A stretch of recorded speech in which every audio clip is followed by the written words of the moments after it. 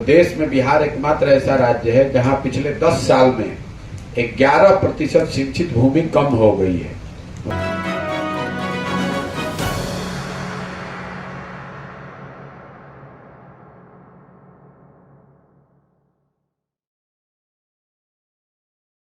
देश में बिहार एकमात्र ऐसा राज्य है जहां पिछले 10 साल में 11% सिंचित भूमि कम हो गई है।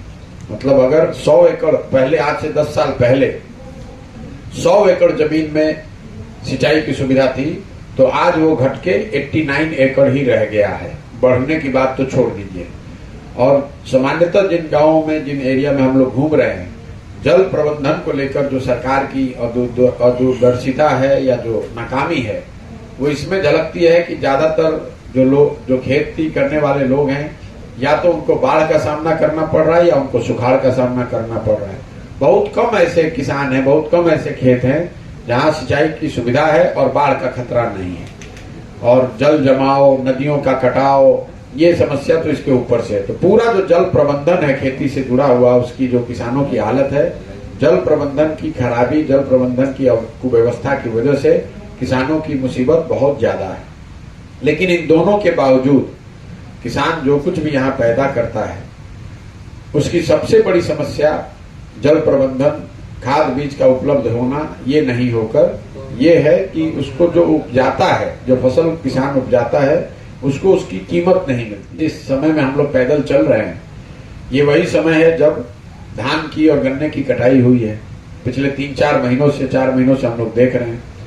औसतन लोगों ने बताया कि उन्होंने धान 1200 रुपए से 1500 रुपए क्विंटल के दर से बेचा है, जबकि धान का सरकारी समर्थन मूल्य 2050 रुपए है। पैक्स की कुछ व्यवस्था यहाँ है, मंडियों की कोई व्यवस्था तो है नहीं। तो पैक्स के माध्यम से कोई सरकारी खरीद हो रही हो बड़े पैमाने पर, ऐसी बात है नहीं। आंकड़ों से अगर आप उसको समझिए तो इसका कितना बड़ा नुकसान है बिहार के किसानों का। पिछले 10 वर्षों में बिहार में सिर्फ 13% धान ही समर्थन मूल्य पर खरीदा गया है, और गेहूं के लिए ये प्रतिशत है 1%। हम लोग गांव देहात में, बिहार में बैठते हैं, चर्चा करते हैं कि पंजाब का किसान बहुत आगे है, बहुत धनी है।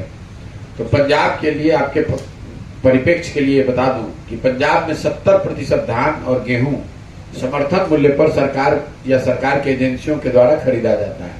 बिहार में वो आंकड़ा है 13% और 1%। इसका अगर आप आर्थिक परिणाम देखेंगे तो आपको पता चलेगा कि बिहार में समर्थन मूल्य पर फसलों के न खरीदे जाने की वजह से हर साल किसानों को करीब 25,000 करोड़ रुपए का नुकसान हो रहा है।